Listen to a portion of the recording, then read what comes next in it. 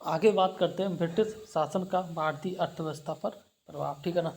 तो जो ब्रिटिश शासन था, अंग्रेज थे, भारत में आ गए थे, अपना शासन करने लगे थे, तो इन सब के चलते जो भारत की अर्थव्यवस्था पर क्या प्रभाव पड़ा, ठीक। भारत की अर्थव्यवस्था बढ़ी थी या फिर जो है घटी थी, इन सब के बारे में आज हम डिस्कस करेंगे, ठीक। वीडियो अगर अच्छी लगे तो वीडियो प्लीज़ लाइक कर देना, चैनल को भी सब्सक्राइब कर लेना अगर आपको लग रहा है कि चैनल पे कुछ इंपॉर्टेंट कंटेंट है, ठीक।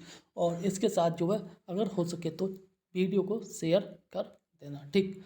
आगे बात करते हैं, और ये वीडियो जो है ये यूपीपीसीएस प्री एग्जाम के लिए और इसके साथ जो है अन्य एग्जाम के लिए मोस्ट इंपॉर्टेंट वीडियो है, तो प्लीज़ वीडियो को पूरा देखें, स्किप ना करें। यहाँ पे जो है गोल्डन कंटेंट के बारे में बात की गई है, ये करो, और इसके साथ जो आप PYQ लगाओ और उसमें साथ में प्रैक्टिस सेट लगाओ विभिन्न कोचिंग संस्थान के। इसके बाद आपको कुछ भी नहीं करना है, ठीक। अभी घटना चक्र पढ़ने का टाइम नहीं है, तो अंतिम समय पे यही करते चलो और यहीं से आपका काम हो जाएगा, ठीक।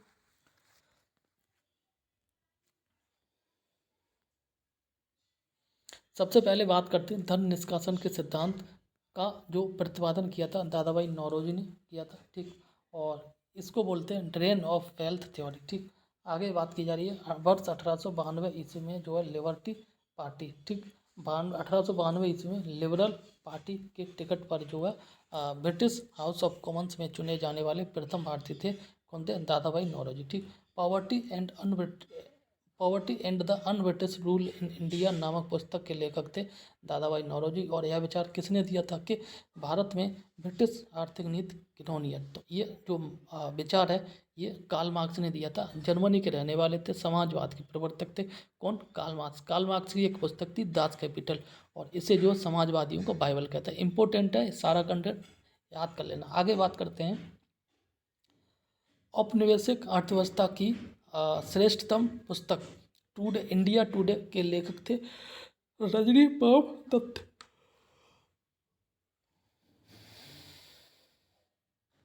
Sorry for that disturbance. आगे बात करते हैं औपनिवेशिक अर्थव्यवस्था की जो श्रेष्ठतम पुस्तक थी इंडिया टुडे, ठीक। इसके लेखक थे रजनी पाम दत्त। और वर्ष 1907 में टिस्को की स्थापना किसके द्वारा की गई थी, ये JN टाटा के द्वारा की गई थी। इस्पात की जो प्रथम कंपनी थी, ठीक है ना, ये टिस्को थी, टाटा स्टील कंपनी, ठीक, 1907 में। और ये JN टाटा के द्वारा स्थापित की गई थी। कुटीर उद्योग के विकास के लिए ऑल इंडिया स्पिनर्स एसोसिएशन की स्थापना की गई थी महात्मा गांधी ने। कुटीर उद्योग के विकास के लिए महात्मा गांधी ने एक एसोसिएशन की स्थापना की थी जिसका नाम था ऑल इंडिया स्पिनर्स एसोसिएशन, ठीक। आगे बात की जा रही है वर्ष 1854 ईस्वी में Bombay spinning and weaving company की सूती वस्त्र की फैक्ट्री जो है काब सजी के द्वारा डाबर के द्वारा स्थापित की गई थी। काब सजी डाबर के द्वारा दो फैक्ट्रियों को स्थापित किया गया था बम्बई में, ठीक है ना। और कौन कौन सी, बॉम्बे स्पिनिंग थी और वीविंग कंपनी थी, क्या, बॉम्बे स्पिनिंग और वीविंग कंपनी 1854 में स्थापित की गई थी। सूत्री वस्त्र की फैक्ट्री थी, काबसाजी के द्वारा स्थापित की गई थी, ठीक। 1855 ईस्वी में जो है 1855 ईस्वी में भारत का प्रथम जूट मिल ये स्थापित किया गया था। भारत का प्रथम जूट मिल यहाँ इंपॉर्टेंट है क्योंकि प्रथम जूट मिल की बात की जा रही है। ये श्रीरामपुर में स्थापित किया गया था पश्चिम बंगाल में। कब, 1855 ईस्वी में बंगाल में भारत का प्रथम जूट मिल स्थापित किया गया था, ठीक है ना, जिसका नाम था श्रीरामपुर, पश्चिम बंगाल में स्थापित किया गया था, ठीक। भारत का प्रथम चाय बागान स्थापित किया गया था 1833 ईस्वी में। प्रसिद्ध इतिहासकार KM पढ़ेकर ने 1765 से 72 ईस्वी के काल में जो है डाकू राज कहा, ठीक। इतिहासकार थे जिनका नाम था KM पढ़ेकर, और इन्होंने जो 1765 से 1772 ईस्वी के काल को डाकुओं का राज कहा था, ठीक। क्या कहा था, डाकुओं का राज 1765 से 72 के काल को, ठीक है ना। किसने कहा था, KM पढ़ेकर कौन थे, इतिहासकार थे, ठीक। प्रमुख कृषि पद्धतियों के बारे में बात करते हैं। तिनकटिया पद्धति के बारे में यहाँ पे इंपॉर्टेंट है, ठीक है ना, यहाँ से क्वेश्चन बनते हैं। तिनकटिया प्रथा के बारे में बात करें तो इस प्रथा का देखो PDF ब्लर है, वीडियो ब्लर आ रही होगी, ठीक है ना, तो टेंशन मत लेना, बस मैं जो बोल रहा हूँ ध्यान से सुन लेना, ठीक। तिनकटिया जो प्रथा है इसका संबंध जो है यह एक प्रथा का, इस प्रथा के अंतर्गत जो है चंपारण प्यार, ठीक है ना, के किसानों को अपने अंग्रेज बागान मालिकों के अनुबंध पर अपनी कृषि की भूमि के 3/20 भाग पर नील की खेती करना अनिवार्य था। ये जो तिनकटिया कानून चंपारण बिहार में चल रहा था, अंग्रेजों ने किया था। यह एक तरह से कानून था। अंग्रेजों ने बोला था कि किसानों की जितनी भी भूमि है उस पर उसका 3/20 भाग पर, जैसे 20 भाग हैं भूमि के, उसमें से 3 भाग पर किसानों को जो है नील की खेती करना अनिवार्य होगा। ठीक, इसी से संबंधित तिनकटिया कानून। ठीक, बिहार चंपारण से संबंधित है। आगे बात करते हैं ददनी प्रथा के बारे में। तो इस प्रथा के अंतर्गत ब्रिटिश व्यापारी भारतीय उत्पादकों, कारीगरों, शिल्पियों आदि से निर्मित माल प्राप्त करने के लिए अग्रिम अथवा पेशगी के रूप में धन देते थे। गवर्नर जनरल वारेन हेस्टिंग्स ने जो है इजारेदारी प्रथा, फार्मिंग सिस्टम का प्रारंभ जो है भू राजस्व की वसूली के लिए किया था। ठीक, आगे बात करते हैं। आगे बात की जा रही है ब्रिटिश कालीन भू राजस्व अर्थव्यवस्था के बारे में। ब्रिटिश कालीन भू राजस्व अर्थव्यवस्था के बारे में बात करें तो यहाँ पे जो है स्थायी बंदोबस्त, रैयतवाड़ी और महलवाड़ी 3 व्यवस्था थी। ठीक, क्या स्थायी बंदोबस्त, रैयतवाड़ी और महलवाड़ी। ठीक, स्थायी बंदोबस्त का संबंध जो है ये लॉर्ड कॉर्नवालिस से था। 1793 की बात है। और यह रीजन था, क्या स्थायी बंदोबस्त रीजन था बंगाल, बिहार, उड़ीसा, उत्तर प्रदेश, बनारस और उत्तर कर्नाटक। क्या था? बंगाल, बिहार, उड़ीसा। स्थायी बंदोबस्त मतलब पूर्वी साइड पे जो बंगाल है, बिहार है, उड़ीसा और इसका रीजन उत्तर प्रदेश, बनारस तक था और कर्नाटक तक था। ठीक, समस्त ब्रिटिश भारत का 19% था। ठीक, भूमि अधिग्रहण सदैव के लिए जमींदार को दे दिया गया था और जो है ब्रिटिश सरकार को राजस्व देने की जिम्मेदारी जमींदारों की हुआ करती थी। ठीक, टॉमस मुनरो के बारे में बात करें तो ये जो है रैयतवाड़ी व्यवस्था का एक तरह से प्रवर्तक था। ठीक, 1820 में यह रीजन था और रैयतवाड़ी का रीजन था ये आपका बम्बई, मद्रास और चेन्नई था। ठीक, पश्चिमी भारत में रैयतवाड़ी था। क्या था? बम्बई। आगे बात करते हैं समस्त ब्रिटिश भारत का 51% क्या रैयतवाड़ी। ठीक, भूमि का मालिक इसमें जो है किसान हुआ करता था। ब्रिटिश सरकार को राजस्व देने की जिम्मेदारी किसान की हुआ करती थी। ठीक, देखो जब जो स्थायी बंदोबस्त में इसमें कर देने की जो जिम्मेदारी ये जमींदार को हुआ करती थी और रैयतवाड़ी में कर देने की जिम्मेदारी किसान को हुआ करती थी। ठीक, वही बात करें महलवाड़ी के बारे में, हॉल्ट मैकेंजी 1822 ईस्वी में। ठीक, और ये जो है उत्तर प्रदेश मध्य प्रांत और आपका पंजाब रीजन में था। समस्त ब्रिटिश भारत का 30% था। भूमि पर गांव का अधिकार हुआ करता था। ब्रिटिश सरकार को राजस्व देने की जिम्मेदारी समस्त गांव के मुखियाओं को हुआ करती थी। ठीक है ना। देखो दोबारा से बोलते हैं, स्थायी बंदोबस्त में जमींदार को हुआ करती थी। ठीक, इसको जमींदार बंदोबस्ती बोलते हैं। रैयतवाड़ी में किसान को और महलवाड़ी में पूरे गाँव को कर देने की जिम्मेदारी हुआ करती थी। ठीक, प्रभाव से बात करें तो इस तीनों व्यवस्थाओं के द्वारा भारत पर क्या प्रभाव पड़ा ये देखते हैं। पारंपरिक अर्थव्यवस्था का विघटन हो गया था। कृषकों की दरिद्रता बढ़ गई थी। कृषि में ठहराव तथा अवनति हो गई थी। ठीक है ना, कृषि ठहर सी गई थी, मतलब कृषि में विकास देखने को नहीं मिल रहा था। और अवनति मतलब दुर्गति हो गई थी। ठीक, पुराने जमींदारों का उन्मूलन तथा नए जो जमींदारों का उदय हुआ था और कृषि का वाणिज्यीकरण किया गया था। ठीक, आगे बात करते हैं वह कौन सी भू राजस्व व्यवस्था थी जो सार्वजनिक ब्रिटिश क्षेत्रों पर लागू की गई थी। ठीक, तो वह कौन सी भू राजस्व व्यवस्था थी जो सार्वजनिक ब्रिटिश क्षेत्रों पर लागू की गई थी? वो था रैयतवाड़ी व्यवस्था। कौन थी? रैयतवाड़ी व्यवस्था। ठीक, और रैयतवाड़ी व्यवस्था के बारे में बात करें तो ये जो है आपकी टॉमस मुनरो के कार्यकाल में थी। यहाँ से एक और क्वेश्चन बन जाता है कि स्थायी बंदोबस्त के समय जो गवर्नर जनरल कौन था? Lord Cornwallis. ठीक, रैयतवाड़ी के समय मुनरो, टॉमस मुनरो। महलवाड़ी के समय जो है मैकेंजी। ठीक, देखो इन तीनों को याद कैसे करना। महलवाड़ी में हॉल्ट मैकेंजी आ रहा है। ठीक, हॉल्ट मैकेंजी, महल में एम और मैकेंजी में एम। ठीक है ना।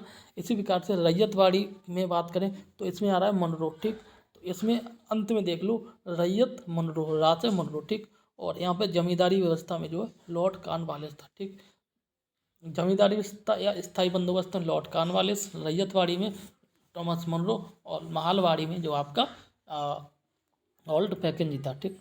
और इनका कार्यकाल था 1793। कॉर्नवालिस थॉमस मुनरो 1820 और हॉल्ट मैकेंजी 1822 ईस्वी। आगे बात करते हैं, वह कौन सी भू राजस्व व्यवस्था थी जो सर्वाधिक ब्रिटिश क्षेत्रों पर लागू की गई थी? वह थी रैयतवाड़ी, ठीक। आगे बात करते हैं स्थायी बंदोबस्त, इसको बोलते हैं परमानेंट सेटलमेंट का सिद्धांत जो किससे संबंधित था? स्थायी बंदोबस्त, परमानेंट सेटलमेंट का सिद्धांत जो है ये भू राजस्व के निर्धारण से संबंधित है।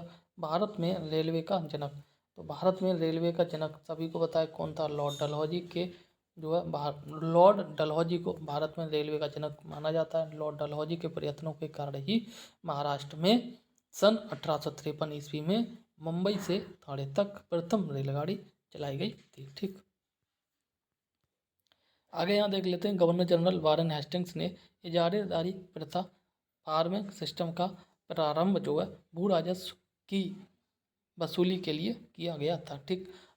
इस वीडियो का इम्पोर्टेंट टॉपिक है 1857 की क्रांति। यहाँ से क्वेश्चन लगभग हर एक एग्जाम में बनता ही बनता है, कुछ भी बन जाए बट यहाँ से क्वेश्चन आना लगभग तय है, ठीक। तो इस जो टॉपिक है इसे अच्छे से देख लेना, 1857 की क्रांति, ठीक है ना। और इसको जो है वीडियो स्किप मत करना, ठीक। बात करते हैं 1857 की क्रांति सर्वप्रथम जो है कहाँ से प्रारंभ की गई थी, ठीक। तो 1857 की क्रांति का प्रारंभ मेरठ से हुआ था और डेट है 10 मई 1857 को, डेट भी पूछ ली जाती है। 10 मई 1857 को मेरठ से 1857 की क्रांति प्रारंभ हुई थी।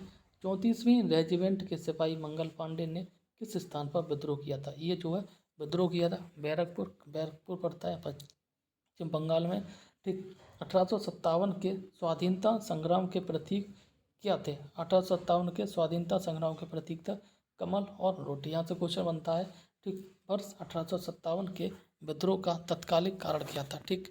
और तत्कालिक कारण जो था और वो था एनफील्ड राइफल में चर्बी वाले कारतूसों का प्रयोग, ठीक। आगे बात करते हैं, अंग्रेजों की शोषणकारी आर्थिक, राजनीतिक, धार्मिक और प्रशासनिक नीतियों के प्रभावों ने 1857 के विद्रोह को जन्म दिया था, ठीक। 1857 के विद्रोह का कारण था अंग्रेजों की शोषणकारी आर्थिक नीति, शोषणकारी राजनीतिक नीति, शोषणकारी धार्मिक नीति और प्रशासनिक नीति, ठीक है ना। आगे बात करते हैं 1857 के विद्रोह के समय जो है भारत का गवर्नर जनरल कौन था, ठीक। 1857 का जब विद्रोह हुआ था उस समय भारत का गवर्नर जनरल कौन था? गवर्नर जनरल ऑफ इंडिया ये आपका था लॉर्ड कैनिंग, ठीक। कौन था? लॉर्ड कैनिंग था। 1857 के विद्रोह के समय जो है ब्रिटिश प्रधानमंत्री था पामर्स्टन। कौन था? 1857 का विद्रोह था तब ब्रिटिश का प्रधानमंत्री था पामर्स्टन और भारत का गवर्नर जनरल था लॉर्ड कैनिंग, ठीक। 1857 के स्वतंत्रता के संग्राम से संबंधित पहली घटना कौन सी घटी थी, ठीक। तो ये पहली घटना घटी थी सैनिकों का दिल्ली के लाल किला तक पहुंचना, ठीक। जो सैनिक थे वह जो है क्या बोलते हैं जफर था, जफर जो मुगल कालीन जो सम्राट था, अंतिम सम्राट था, इसके साथ सैनिक जो है दिल्ली के लाल किला तक पहुंच गए थे। मोहम्मद जफर, एक पूरा नाम याद नहीं आ रहा, ठीक। आगे बात करते हैं, आगे बात की जा रही है 1857 के विद्रोह में भाग लेने वाले जो है सर्वाधिक सैनिक कौन थे? 1857 के समय भाग लेने वाले सर्वाधिक सैनिक अवध रीजन के थे। यह माना जाता है कि अवध रीजन में एक भी ऐसा मर्द नहीं था जिसने जो 1857 के विद्रोह में भाग नहीं लिया था, ठीक। आगे बात करते हैं, आगे बात की जा रही है 1857 ईस्वी में किसने जो इलाहाबाद को आपातकालीन इलाहाबाद को जो है 1857 ईस्वी में किसने इलाहाबाद को आपातकालीन मुख्यालय बनाया था? तो इलाहाबाद को आपातकालीन मुख्यालय जो है लॉर्ड कैनिंग ने बनाया था, ठीक। केंद्रीय संगठन की कमी तथा सुनियोजित रणनीति के अभाव में जो 1857 ईस्वी का विद्रोह आपका असफल हो गया था, ठीक। आगे बात करते हैं, लखनऊ में 1857 की क्रांति का नेतृत्व किस महिला ने किया था, ठीक। क्या लखनऊ में 1857 की क्रांति का जो नेतृत्व है बेगम हजरत महल ने किया था। आगे बात की जा रही है 1857 के स्वाधीनता संघर्ष में प्रमुख भूमिका निभाने वाली रानी लक्ष्मीबाई का जन्म हुआ था वाराणसी में। इनका विवाह हुआ था मध्य प्रदेश के जो ग्वालियर रीजन में ठीक। और रानी लक्ष्मीबाई को अंतिम युद्ध में जो है किसने पराजित किया था? तो ये जो है आपका हेक्टर मनरो ने, सॉरी, कैप्टन हीरोज ने रानी लक्ष्मीबाई को अंतिम युद्ध में पराजित किया था। किसने किया था?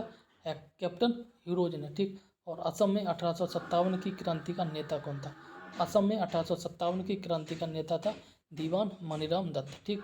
आगे बात करते हैं, फैजाबाद से विद्रोह कर रहे किस क्रांतिकारी को पकड़ने के लिए जो अंग्रेजों की 50,000 रुपये का इनाम रखा था, ठीक। मौलवी अहमदुल्ला पर अंग्रेजों ने 50,000 रुपये का इनाम रखा था, ठीक है ना। ये जो फैजाबाद से विद्रोह कर रहे थे, फैजाबाद से विद्रोह करने वाले थे मोहम्मद मौलवी अहमदुल्ला, ठीक। और इनको पकड़ने के लिए जो है अंग्रेजों ने 50,000 का इनाम रखा था। आगे बात करते हैं, कानपुर से विद्रोह कर रहे नेतृत्व कर रहे जो है नाना साहब ने किसे अपना सेनापति नियुक्त किया था, ठीक। कानपुर से विद्रोह का नेतृत्व किया था नाना साहब ने। नाना साहब के जो सेनापति थे ये थे तात्या टोपे। तात्या टोपे का वास्तविक नाम था रामचंद्र पांडुरंग, ठीक। आगे बात करते हैं, आगे बात की जा रही है 1857 के विद्रोह के दौरान जो है आपका मुगल बादशाह बहादुर शाह जफर, ठीक। यही अभी नाम याद नहीं आ रहा, यही नाम है, मुगल बादशाह था, इसका नाम था बहादुर शाह जफर, जो है ने किसे अपना सेनापति नियुक्त किया था? बहादुर शाह जफर का सेनापति था आपका बख्त का, ठीक। और नाना साहब का सेनापति था तात्या टोपे। नाना साहब ने कानपुर से जो है विद्रोह का नेतृत्व किया था, ठीक। वहीं बात करें मुगल बादशाह बहादुर शाह जफर का सेनापति बख्त का, और इन्होंने जो है दिल्ली का नेतृत्व किया था, ठीक। ये 1857 के दौरान इसी समय जो है मुगल बादशाह बहादुर शाह जफर प्लस जो सैनिक थे, भारतीय सैनिक थे और अंग्रेजी फौज में भर्ती थे, इन्होंने जो है दोनों ने मिलकर जो है पहले ही दिन दिल्ली के लाल किला पर आक्रमण किया, अधिकार कर लिया। लेकिन हालांकि वहाँ सफल नहीं रहे थे, तो इन्हें पकड़ के और कैद कर लिया गया था, ठीक। आगे बात की जा रही है 1857 के विद्रोह के प्रमुख केंद्र एवं प्रमुख विद्रोही नेता, ठीक। जैसे बात करें दिल्ली के, तो दिल्ली में जो है बहादुर शाह द्वितीय विद्रोही नेता थे, ठीक। बहादुर शाह द्वितीय, बहादुर शाह जफर, ठीक है ना, ये बोलते हैं, और इन्हीं के सेनापति थे आपके वक्त का, ठीक। सैन्य नेतृत्व किया था, ठीक। विद्रोह की तिथि के बारे में बाद में बात करेंगे। लखनऊ से नेतृत्व किया था बेगम हजरत महल ने और ब्रिजेश कादर ने, ठीक। झांसी ग्वालियर से सभी को बताया रानी लक्ष्मीबाई ने और तात्या टोपे ने किया था। कानपुर से जो नाना साहब और इनके जो है सेनापति तात्या टोपे ने किया था, ठीक। तात्या टोपे का वास्तविक नाम रामचंद्र पांडुरंग था, ठीक। इलाहाबाद से बात करें लियाकत अली, फैजाबाद से बात करें मोहम्मद मौलवी अहमदुल्ला, और मौलवी अहमदुल्ला को पकड़वाने के लिए ही अंग्रेजों ने 50,000 की राशि रखी थी, ठीक। जगदीशपुर बिहार में पड़ता है, यहाँ से जो कुंवर सिंह और अमर सिंह थे, और बरेली से खान बहादुर खान, और फतेहपुर से आपका जो है ये अजीमुल्ला खान थे, ठीक। फतेहपुर से अजीमुल्ला खान थे। अब बात करते हैं इसकी डेट के बारे में। तो डेट की बात करें तो दिल्ली में जो है विद्रोह प्रारंभ हुआ था सबसे प्रथम बार, सबसे पहले 11 मई 1857 को, फिर लखनऊ में 4 जून 1857 में, ठीक। झांसी में आपका 4 जून 1857 को, कानपुर में 5 जून 1857 को, इलाहाबाद में 6 जून 1857 को, फैजाबाद में जो है आपका जून 1857 को, और जगदीशपुर में जो है 12 जून 1857 को, ठीक। इसी प्रकार से बरेली में जून 1857 को, फतेहपुर में आपका 1857 ईस्वी में, ठीक। वही बात करें, जैसे ये तो विद्रोह करता थे, ठीक। अंग्रेजों की तरफ से विद्रोह दबाया था, जैसे बात करें दिल्ली में, तो दिल्ली में दबाया था निकलसन हडसन ने, और लखनऊ में दबाया था आपका कॉल कैंपबेल ने, इंपॉर्टेंट है, याद कर लेना, ठीक। झांसी ग्वालियर में दबाया था आपका जनरल हीरोज ने, और हीरोज जो है रानी लक्ष्मीबाई के साथ अंतिम युद्ध किया था रानी लक्ष्मीबाई ने। रानी लक्ष्मीबाई हार गई थी, हीरोज जीत गया था, ठीक। और आगे बात करते हैं, कानपुर का जो नेतृत्व किया था हालांकि नाना साहब तात्या टोपे ने, और विद्रोह को दबाया था कॉलिन कैंपबेल ने, ठीक। कॉलिन कैंपबेल ने लखनऊ को भी दबाया था, ठीक, और कानपुर को भी दबाया था। लखनऊ कानपुर रीजन पास पास पड़ते हैं, ठीक है ना, तो इसलिए दोनों का जो दमन करता एक ही व्यक्ति था, कॉलिन कैंपबेल, ठीक। इलाहाबाद की बात करें, ठीक है, तो इलाहाबाद में जो दमन करता था कर्नल नील था, और फैजाबाद में भी कर्नल नील था, ठीक। तो इलाहाबाद और फैजाबाद, ठीक है ना, इलाहाबाद और फैजाबाद दोनों का नेतृत्व दमन करता, सॉरी, ये कर्नल नील था, ठीक। जगदीशपुर में दमन करता था विलियम टेलर और विंसेंट आयर, और जो है बरेली में दमन करता था आपका विंसेंट आयर, और फतेहपुर में दमन करता था आपका जनरल रेनॉल्ड। ठीक, 1857 के विद्रोह के समय मुगल शासक बहादुर शाह जफर थे, ठीक है ना, और इन्हें जो है इस विद्रोह का अखिल भारतीय नेता माना गया। ठीक, आगे बात करते हैं। आगे बात करें तो आगे बात की जा रही है 1857 के विद्रोह के दमन के पश्चात जो भारत शासन अधिनियम, कौन 1800 भारत शासन अधिनियम 1857 पारित किया गया था।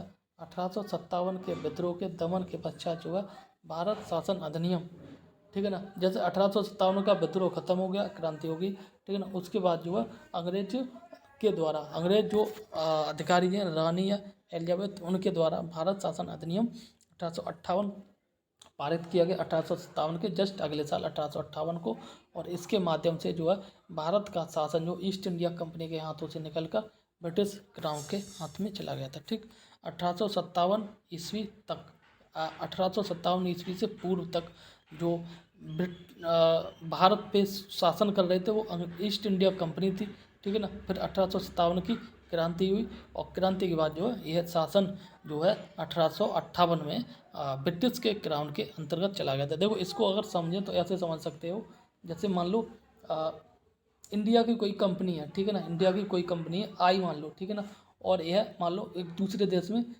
व्यापार करने के उद्देश्य से गई। ठीक, शुरुआत में व्यापार किया, और बाद में कुछ समय बाद 10-50 साल 100 साल बाद जो है इंडिया की इस कंपनी ने इसके राजनीतिक हस्तक्षेप में राजनीतिक रूप से हस्तक्षेप करना प्रारंभ कर दिया, और यहाँ पे जो है कई एक स्टेट में अपना शासन करने लगे।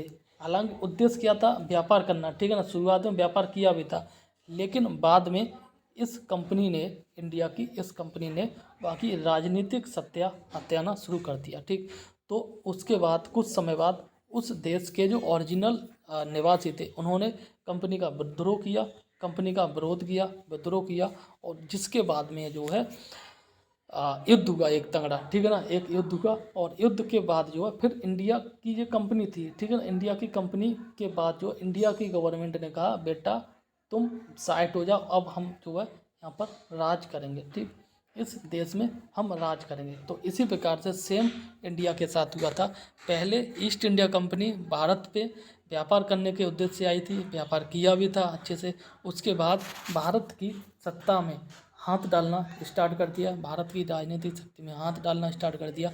फिर भारत की विभिन्न जगहों पर जो है ईस्ट इंडिया कंपनी ने राजनीतिक रूप से शासन भी किया। ठीक, विद्रोह की हुआ, इंडियन ने उसका कह सकते हैं ईस्ट इंडिया कंपनी का विद्रोह किया, और उसके बाद जो है फिर ब्रिटिश ईस्ट इंडिया कंपनी की जगह ब्रिटिश के जो क्राउन था, ठीक है ना, उसने इंडिया पे शासन किया था प्रत्यक्ष रूप से। यही सारी कहानी है। ठीक, आगे बात की जा रही है महारानी विक्टोरिया ने जो है भारतीय शासन का ब्रिटिश ताज के निर्णय में लेने की घोषणा कब की गई थी। ये 1 नवंबर 1858 को की गई थी। ठीक, सिंपल है, इसमें कुछ नहीं है। इसमें बोला है 1857 की क्रांति हुई, उसके बाद जो ब्रिटिश की रानी आई उसने बोला कि ईस्ट इंडिया कंपनी नहीं, हम राज करेंगे इंडिया पे। ठीक, और ये घोषणा की गई थी 1 नवंबर 1858 को। ठीक, आगे बात करते हैं 1857 के विद्रोह के दमन के पश्चात जो भारतीय सेना का पुनर्गठन के लिए किस आयोग का गठन किया गया था।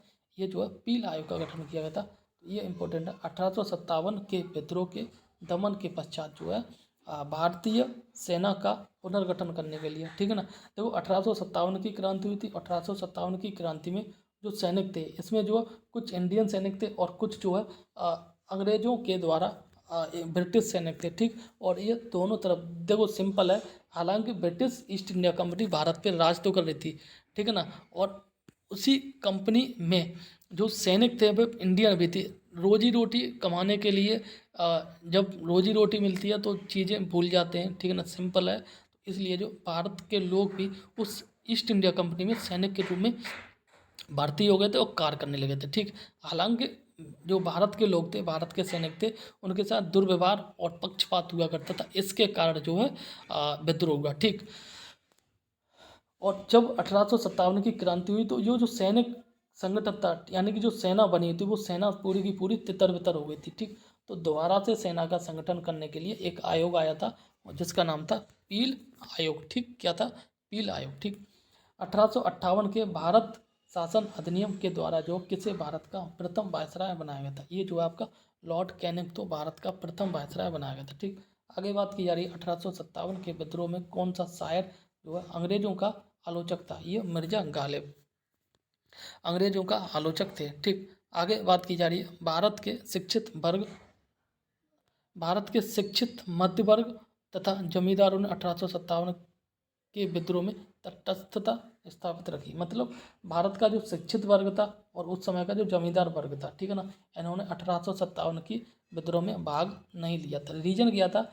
जो जमींदार बने थे, जो लोग जमींदार बने थे वो भी अंग्रेजों की सहायता से बने। ठीक, और जो जो जमींदार थे उन्हीं में से भाई सिंपल है, जिसके पास पैसा होगा तो वही तो शिक्षित हो सकेगा ना। तो जो शिक्षित वर्ग थे उन्हें कहीं ना कहीं अगर विद्रोह में भाग लेते तो उन्हें जो है नुकसान हो रहा था। रीजन क्या था? शिक्षित वर्ग थी, जो शिक्षित वर्ग थे वही अंग्रेजों में ईस्ट इंडिया कंपनी ने राजनीतिक रूप से जो इंडिया पे शासन किया था, तो भाई उन्हें अधिकारी के रूप में, उच्च पदों के रूप में कहीं ना कहीं भारत के जो शिक्षित वर्ग थे इन्हीं की सहायता ले रहे थे और इन्हीं को जो नौकरी दे रहे थे, तो इन्हें कहीं ना कहीं नुकसान हो रहा था। इसलिए जो शिक्षित वर्ग ने और जमींदार वर्ग ने 1857 की क्रांति में भाग नहीं लिया था। तो भाग लेने वाले कौन थे? मुख्य रूप से सैनिक थे और जो किसान लोग थे। ठीक, इसके बाद कुछ राजा भी थे। आगे बात करते हैं 1857 के विद्रोह के कारणों पर जो है भारतीय भाषा में लिखने वाला प्रथम भारतीय कौन था? प्रथम भारतीय था और यह था सर सैयद अहमद खान। कौन था? सर सैयद अहमद खान। ठीक, 1857 के विद्रोह में बिहार का नेतृत्व जगदीशपुर के जमींदार वीर कुंवर सिंह के द्वारा किया गया था, सभी को पता है। ठीक, आगे बात करते हैं 1857 के स्वतंत्रता संग्राम में किस राजवंश ने अंग्रेजों की आर्थिक सहायता की थी? तो ये ग्वालियर के सिंधिया तो इतने कमीन थे, इन्होंने जो है सबसे अधिक अंग्रेजों का साथ दिया था 1857 की क्रांति में। ठीक है ना। रीजन क्या था कि अंग्रेजों को आर्थिक रूप से और राजनीतिक रूप से अंग्रेज इन कमीनों की सहायता कर रहे थे, ग्वालियर के सिंधिया के। ठीक, तो इसलिए जो है इन ग्वालियर के सिंधिया ने 1857 की क्रांति में भाग नहीं लिया। और आगे बात करते हैं, आगे बात की जा रही है 1857 पर जो है आधारित प्रमुख पुस्तकें। ठीक, 1857 पर आधारित प्रमुख पुस्तकों की बात करें तो जैसे द ग्रेट रिबेलियन की बात करें, यह पुस्तक लिखी थी अशोक मेहता के द्वारा। फर्स्ट वॉर ऑफ इंडिपेंडेंस पुस्तक लिखी थी विनायक दामोदर सावरकर ने। ठीक है ना। और 1857 इसका इस प्रकार से 1857 पुस्तक लिखी थी एस एन सेन ने। और the sepoy mutiny and the revolt of 1857 ये लिखी थी आर.सी. मजूमदार ने। ठीक है ना। इसी प्रकार से आगे बात करें हिस्ट्री ऑफ इंडियन म्यूटनी पुस्तक के लेखक थे टी.आर. होम्स। रिबेलियन 1857 की पुस्तक के लेखक थे पी.सी. जोशी। और causes of the Indian revolt के लेखक थे सर सैयद अहमद खान। ठीक, एक बार दोबारा, causes of the Indian revolt के लेखक थे सर सैयद अहमद खान। रिबेलियन 1857 के लेखक थे PC. Joshi. History of Indian mutiny के लेखक थे टी.आर. होम्स। और sepoy mutiny and the revolt of 1857 के लेखक थे आर.सी. मजूमदार। 1857 के लेखक थे एस एन सेन। और फर्स्ट वॉर ऑफ इंडिपेंडेंस के लेखक थे Vinayak Damodar Savarkar. The great rebellion के लेखक थे अशोक मेहता। ठीक, आगे बात करते हैं किसने जो 1857 के विद्रोह को स्वतंत्रता की पहली लड़ाई कहा था? ये वी.डी. सावरकर ने कहा था स्वतंत्रता की पहली लड़ाई 1857 को। ठीक, 1857 के विद्रोह को एक षड्यंत्र की संज्ञा किसने दी थी? यह षड्यंत्र की संज्ञा सर जेम्स आउटरम और डब्ल्यू टेलर ने दी थी।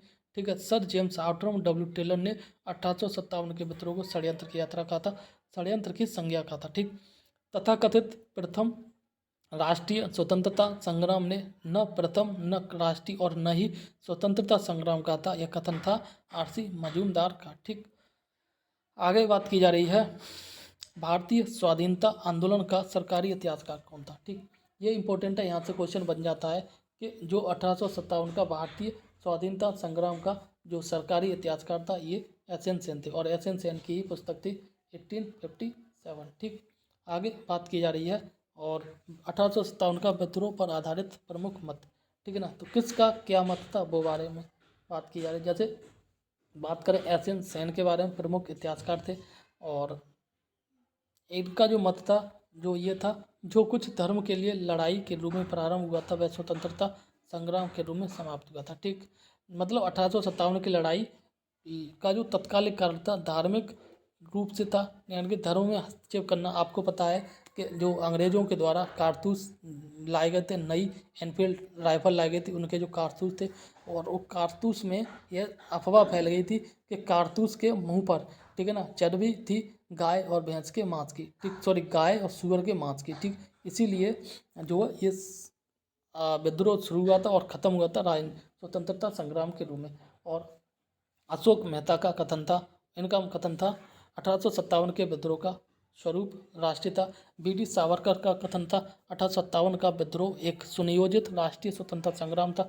आर.सी. मजूमदार का कथन था तथाकथित प्रथम राष्ट्रीय संग्राम न तो प्रथम और न ही राष्ट्रीय और न ही स्वतंत्रता संग्राम था। ठीक, सर जॉन लॉरेंस का कथन था यह पूर्णतः सिपाही विद्रोह था। और बेंजामिन डिज़रायली का कथन था 1857 ईस्वी का विद्रोह एक राष्ट्रीय विद्रोह था। ठीक, इसी प्रकार से आगे पी रॉबर्टसन का बात करें तो पी रॉबर्टसन का कथन था 1857 का विद्रोह केवल एक सैनिक विद्रोह था जिसका नेतृत्व जो है जिसका तत्कालिक कारण चर्बी युक्त कारतूस था। ठीक, टी.आर. होम्स का कथन था यह सभ्यता एवं बर्बरता का संघर्ष था। आगे बात की जा रही है डब्ल्यू टेलर और जेम्स आउटरम। इन्होंने कहा था 1857 की क्रांति को यह अंग्रेजों के विरुद्ध हिंदू मुसलमान का षड्यंत्र था। और रीच ने कहा था यह ईसाई धर्म के विरुद्ध एक धर्म युद्ध था। ठीक, रीच ने कहा था। अंत में देख लेते हैं भारतीय विद्रोहियों में वह अकेली, ये जो है ना, ये हीरोज ने कहा था, ठीक है, रानी लक्ष्मीबाई के बारे में। जब रानी लक्ष्मीबाई एक तरह से शहीद हो गई थी, ठीक है ना, उस समय हीरोज हालांकि जीत तो गया था, लेकिन हीरोज ने रानी लक्ष्मीबाई के बारे में कहा था कि भारतीय विद्रोहियों में एक अकेली पुरुष थी। ठीक,